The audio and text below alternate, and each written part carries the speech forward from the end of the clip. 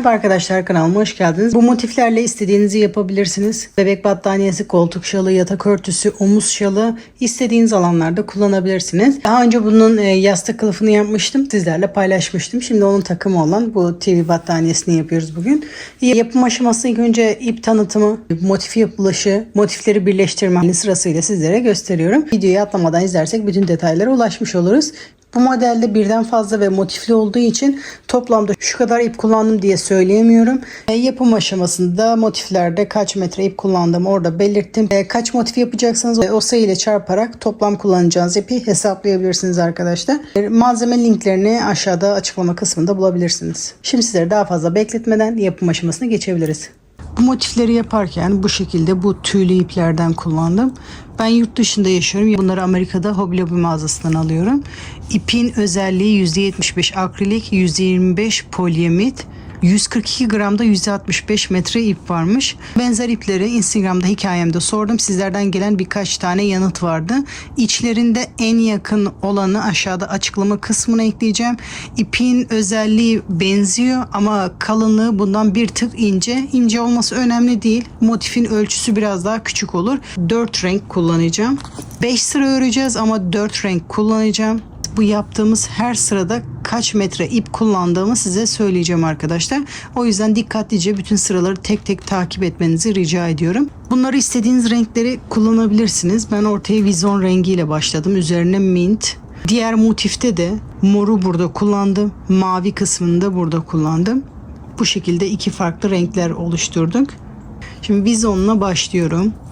İpinizin arkasındaki tığ önerisine bakarak o tığ numarasını kullanarak bu motifleri yapabilirsiniz.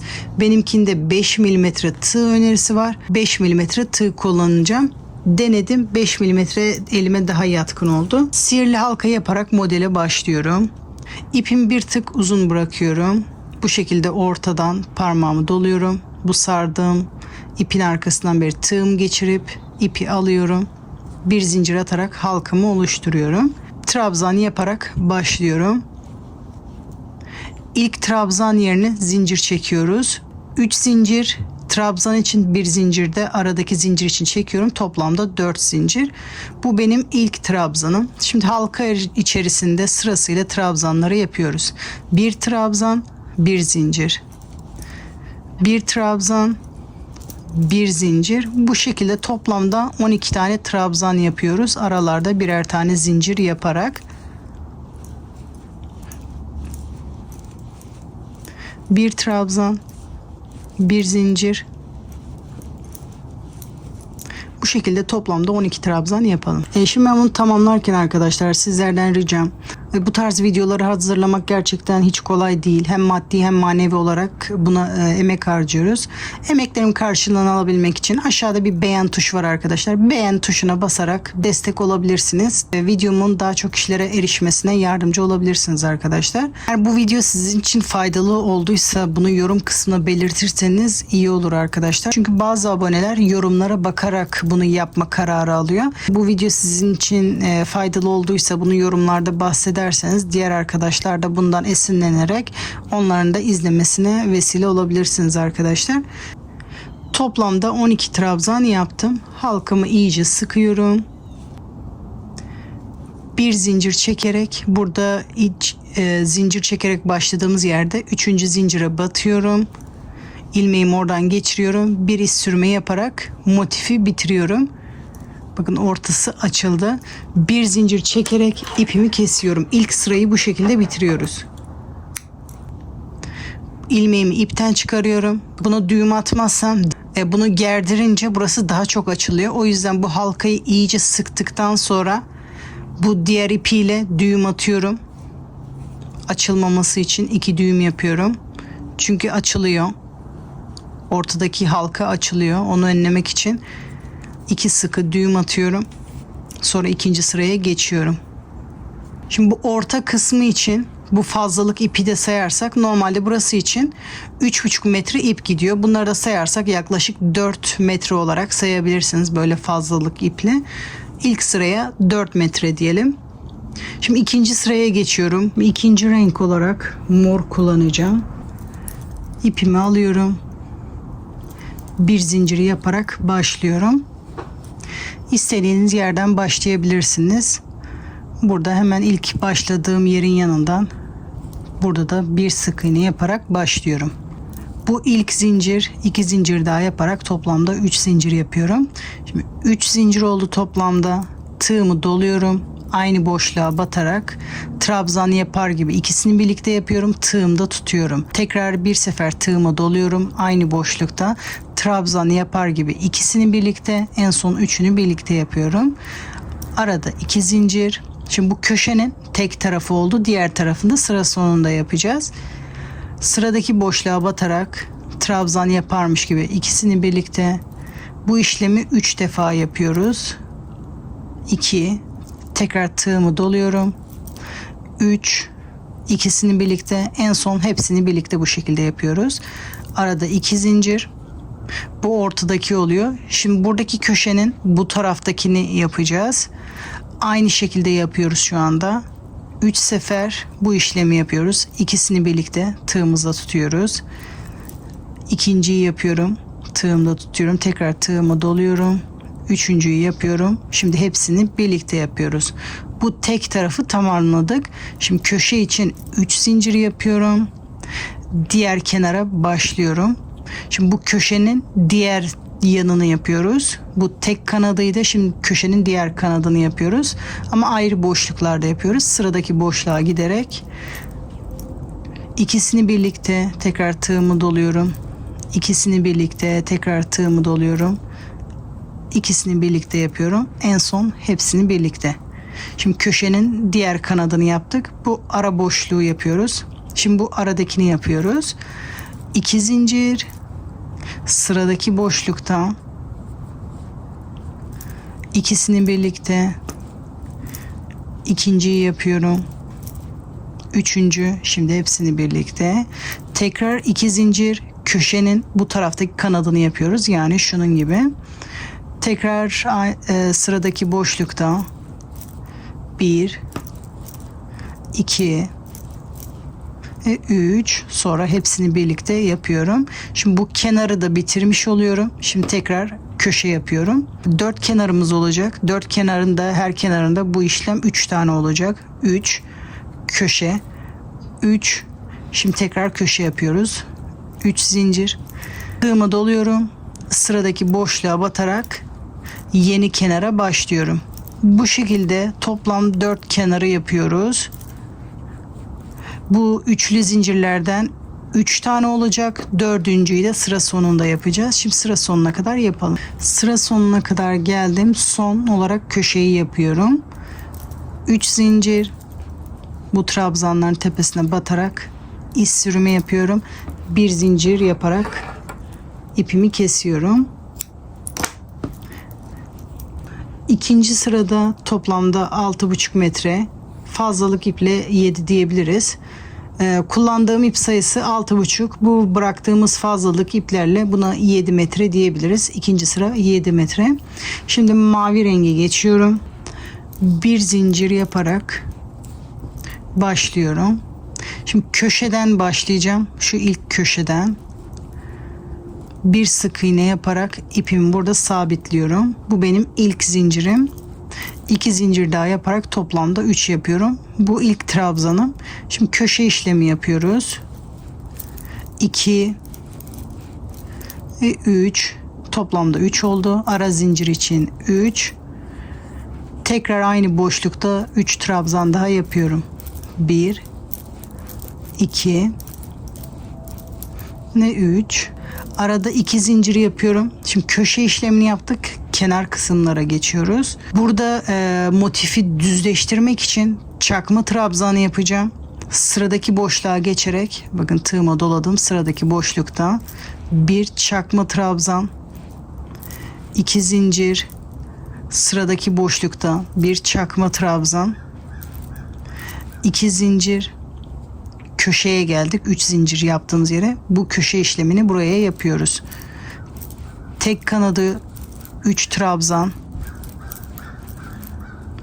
arada 3 zincir, tekrar aynı boşlukta 3 trabzan yapıyorum. 2 zincir, tığıma doluyorum. Sıradaki boşlukta çakma trabzan yapıyorum. 2 zincir, sıradaki boşlukta bir çakma trabzan, 2 zincir, köşeye gelerek köşe işlemini yapıyorum. Burada çakma trabzanı düzleştirmek için yaptım. Sizinki şu şekilde kavisli oluyorsa bunları sık iğne yapabilirsiniz. O kısmı değiştirebilirsiniz arkadaşlar. Bu şekilde sıra sonuna kadar yapalım. Sıra sonuna kadar geldim. Sıramı birleştiriyorum. 2 zincir. Burada trabzanın tepesine batarak iz sürümü yapıyorum. Bir zincir yaparak ipimi kesiyorum.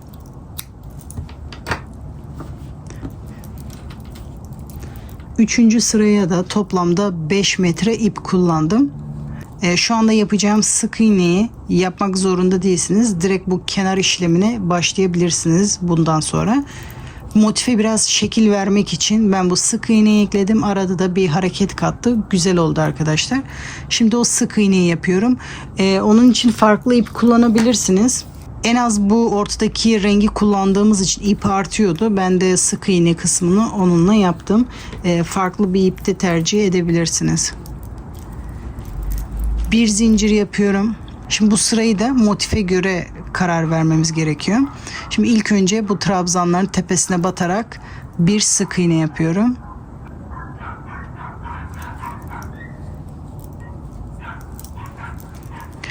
Trabzanların üzerine birer tane sık iğne yapıyoruz köşeye kadar.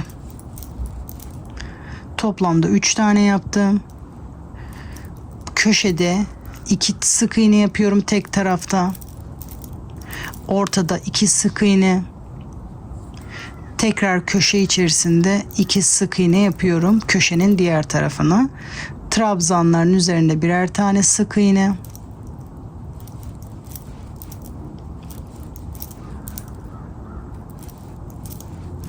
Şimdi bu kısımda aralarda 2 zincir çekmiştik. Normal motiflerde 2 zincir varsa düz devam etmek için 2 trabzan ya da 2 sık iğne yapılırdı üzerine. Motife göre bu şekilde yaptım. Aralarda 2 tane sık iğne ve üzerinde 2 tane trabzan yapınca bu çok marullaştı bende. O yüzden bu aradaki sık iğneleri birer tane yapıyorum. Bakın boşlukta bir sık iğne. Burada çakma trabzanın tepesinde bir sık iğne yapıyorum. Boşlukta bir sık iğne. Çakma trabzanın üzerinde bir sık iğne. Sizin ipinize göre bu kısım kasıyorsa bu boşluklarda 2 sık iğne yapabilirsiniz. Motifi değiştirmez. Boşlukta bir sık iğne. Trabzanların tepesine birer tane yapıyoruz. Dediğim gibi o aralarda yaptığımız sık iğne motifi değiştirmez. Sadece motife hareket katar. Şimdi bu köşede tek tarafta 2 sık iğne. 2 zincir. Tekrar köşenin diğer tarafına 2 sık iğne yapıyorum. Şimdi sırasıyla trabzanların üzerine birer tane sık iğne. Boşlukta bir sık iğne. Çakma trabzanın üzerine de bir sık iğne. Dediğim gibi bu sırayı kendi motifinize göre ayarlayabilirsiniz arkadaşlar. Bakın şu anda güzel duruyor. 2 tane yapınca çok marullaşma oldu bende. O yüzden bu şekilde yapıyorum. Bunu da sıra sonuna kadar tamamlıyorum. Sıra sonuna kadar geldim. Sonuncu boşlukta da bir sık iğne yapıyorum. İlk yaptığımın tepesine batarak bir iz sürümü yapıyorum. Bir zincir çekerek ipimi kesiyorum. Bu sıraya da toplam 5 metre ip kullandım. Şimdi son sıraya geçebiliriz. Son sırayı açık renk kullandım. Krem renk. Bir zincir çekerek başlıyorum. İstediğiniz kısımdan başlayabilirsiniz. Burada ek yerinden başlayacağım.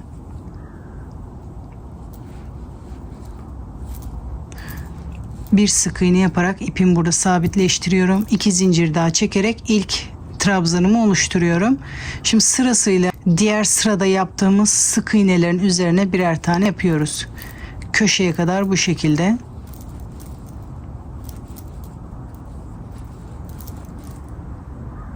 Şimdi köşede de 2 trabzan bir tarafta, köşede 2 zincir, sonra diğer yöne doğru dönüyoruz. Tekrar köşede 2 trabzan. Şimdi sırasıyla bütün sık iğnelerin üzerine birer tane trabzan yapıyoruz. Köşeye kadar.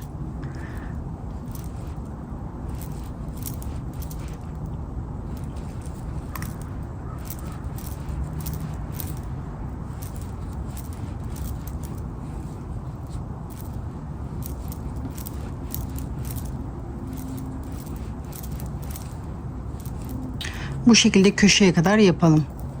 Şimdi köşeye kadar geldim. Köşede de diğer tarafta yaptığım gibi 2 trabzan tek tarafta, 2 zincir ortada, sonra 2 trabzan da diğer yöne doğru yapıyoruz. Sonra sırasıyla bütün sık iğnelerin üzerine birer tane trabzan yaparak motifimizi tamamlıyoruz. Şimdi bunu da sıra sonuna kadar yapalım. Sıra sonuna kadar geldim. Burada trabzanın tepesine batarak bir iz sürme yapıyorum. Bir zincir çekerek ipimi kesiyorum. Sonra bu ipi arkada saklıyoruz. Şimdi motifimiz hazır. Bunu dilerseniz bu şekilde direkt eklemeye başlayabilirsiniz. Ama daha düzgün durmasını istiyorsanız bu şekilde bir motif bank, motif gerdirici, motif düzenleyici, ismi farklı olabilir. Buna takarak düzgün durmasını sağlayabilirsiniz. Zamanınız ve imkanınız varsa bunu en az bir gün bunda bekletin.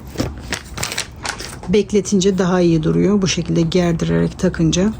İp ütülenmediği için motifleri bu şekilde düzeltmemiz gerekiyor. Sırasıyla bütün motiflerimizi bu şekilde takarak en az bir gün bekletmeye çalışın. Benim yaptığım motif 15 santim oldu arkadaşlar. Sizin ipinize, elinizin sıklığına göre bu ölçü farklı olabilir. Hiç önemli değil. Önemli olan motifi bu şekilde örmek. Şimdi sırasıyla kaç tane motifi yapacaksak motiflerimizi hazırlayalım.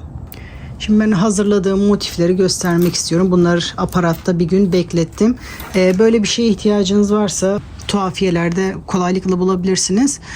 Bulamıyorsanız da aşağıda linkini ekleyeceğim. Oradan bakabilirsiniz arkadaşlar. Şimdi motifleri birbirine eklerken dış rengini kullanacağım. İçindeki herhangi bir rengi de kullanabilirsiniz. Normalde motifleri birleştirirken tığla, bunu iğneyle dikerek de birleştirebilirsiniz. Şu anda yapacağım işlem gibi iz sürme yaparak da birleştirebilirsiniz. Normalde birleştirirken motifleri bu şekilde birbirine ekleyerek tutuyoruz. Bu yaptığımız trabzanların arka tellerine batarak iz sürme yapıyoruz.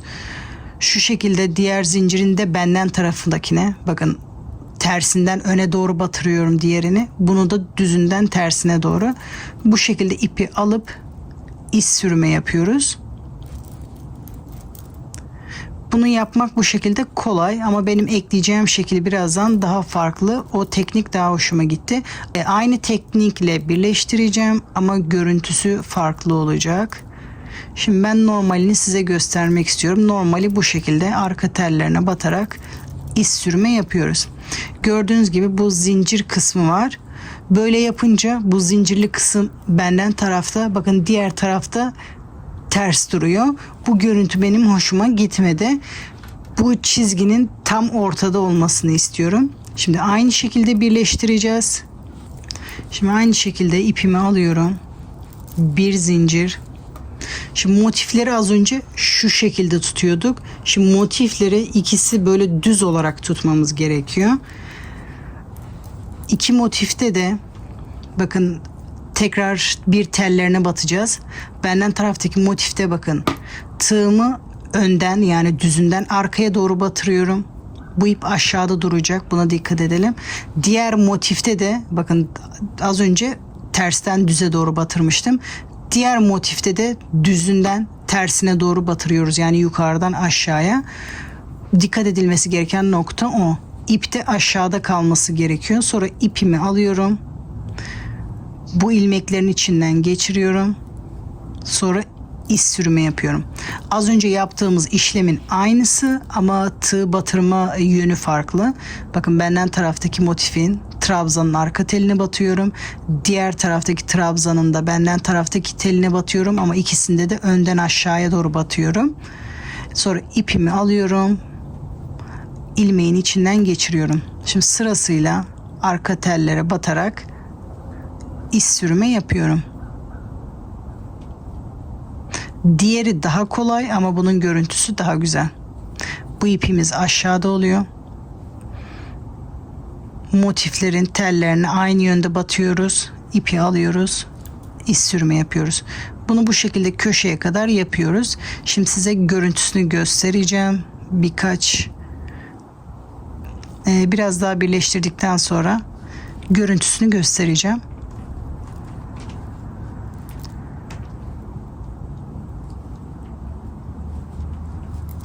Bakın az önce anlatmaya çalıştığım olay buydu. Bu zincir kısmı ikisinin ortasında oldu ve motif daha iyi görünüyor. Ben bunu kolay yapmak istiyorum diyorsanız, ilk gösterdiğim gibi görüntüsü daha iyi olsun diyorsanız şu anda gösterdiğim gibi ekleyebilirsiniz. Ve bu şekilde köşeye kadar ekliyoruz. Şimdi köşeye kadar geldim. Bütün trabzanları birleştirdim. Köşelerde 2 tane zincir vardı. Şimdi hemen trabzanın yanındaki zincirlere, arka tellerine batarak iz sürme yapıyorum. Sadece birer tanesini yapıyorum. İkinci zinciri de bu yöne giderken birleştireceğiz. Şimdi bu yöne giderken birer tane 2 motif alıyorum. Bu yöne doğru devam ediyorum. Gidiş yönüne doğru devam ediyorum. Şimdi tekrar 2 motif daha aldım. Onu birleştirmeye devam ediyorum.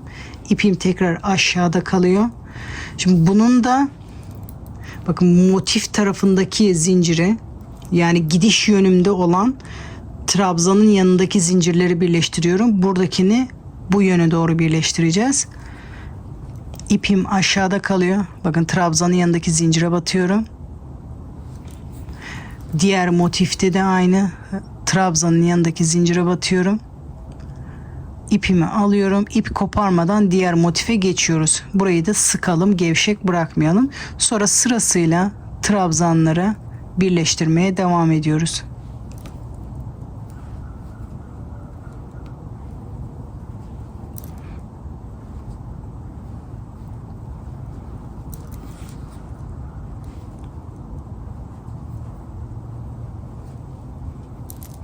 Bunu da köşeye kadar birleştirelim. Şimdi köşeye kadar geldim. Son trabzanları birleştirdim. Zincirin de birer tanesini birleştiriyorum. Şimdi tekrar yeni motife başlıyoruz. Bunu bu şekilde yapmak istediğimiz genişliğe kadar devam ediyoruz. İp koparmadan. Şimdi ilk zincirlerden birleştirdim. Burayı da sıkıyorum. Şimdi sırasıyla trabzanlardan tutturmaya devam ediyorum. Bunu da bu şekilde devam ediyorum. Gördüğünüz gibi buradaki çizgi daha güzel görünüyor. Bunu motif sayısı sizin kullanacağınız alana bağlı. Bunun enini, boyunu kaç santim yapmak istiyorsanız yan yana o kadar motif ekleyeceksiniz. Şu anda kamera altında ben hepsini gösteremediğim için kısa göstermek istedim. Şimdi bu şekilde kaç motif eklemek istiyorsak yan yana ekliyoruz. Sonra diğer yöne doğru devam edeceğiz. Bunu kare yapmak istiyorsanız kare olarak kaç motif ekleyeceksiniz. Dikdörtgen yapmak istiyorsanız ona göre kaç motif ekleyeceksiniz. Bu şekilde sıra sonuna kadar ekleyelim. Şimdi motifleri yan yana ekledim. Toplamda 7 motif yan yana ekledim. Siz de bunu ne kadar eklemek istiyorsanız o şekilde ekleyebilirsiniz. Bu şekilde eklenmiş hali. Şimdi buna bir sıra daha ekliyorum. Bu şekilde sıra sıra ekliyorum. Sıra sonunda burada ipimi kesiyorum. İkinci sıraya yeniden başlamam gerekiyor. Tekrar aynı yönde eklemeye başlıyorum. Bir tane motif alarak bunun başında eklemeye başlıyorum. Şimdi bir tane motif ekledim. Aynı buradaki gibi ikinci motifi de eklemeye başlıyorum.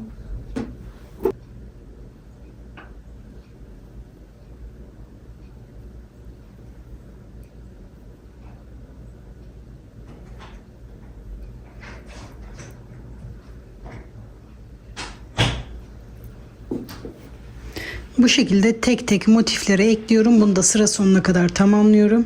Bu sırayı da sıra sonuna kadar tamamladım. Gördüğünüz gibi bu aralar henüz açık.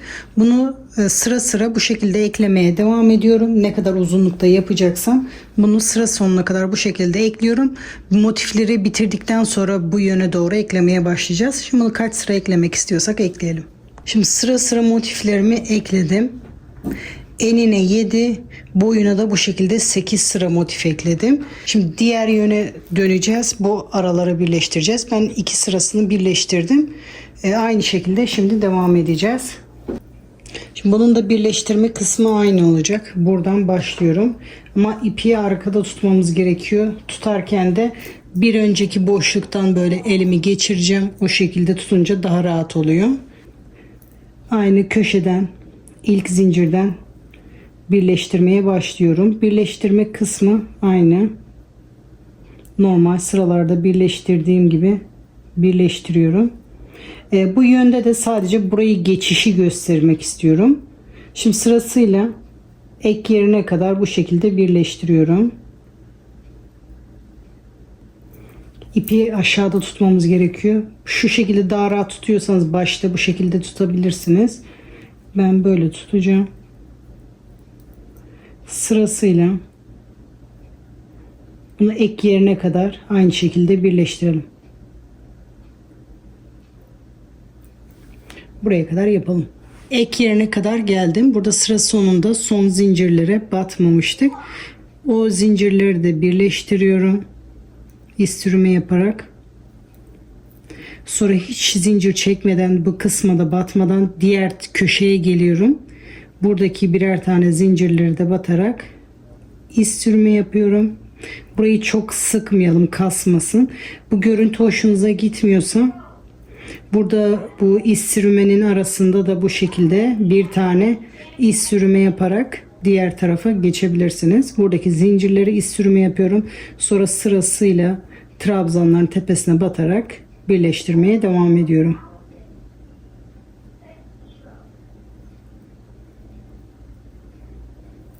Bu şekilde ek yerlerinde böyle geçiyoruz. Bunu da sıra sonuna kadar bu şekilde tamamlıyoruz. Bakın bu daha önce bunları tamamladım. Ekstra bir değişiklik yok. Sıra sonunda da ipi kesiyoruz. Tekrar bu tarafa gelerek aynı yönde birleştirmeye devam ediyorum. Bu şekilde sıra sıra buraları da birleştirelim. En son bitmiş haline bakalım. Modelin bitmiş hali bu şekilde arkadaşlar. Bunu istediğiniz genişlikte yapabilirsiniz. Enine 7 motif, boyuna 8 motif ekledim. Buna biraz daha motif ekleyebilirsiniz. Benim için şu anda bu kadar yeterli. Bunu istediğiniz büyüklüklerde yapabilirsiniz.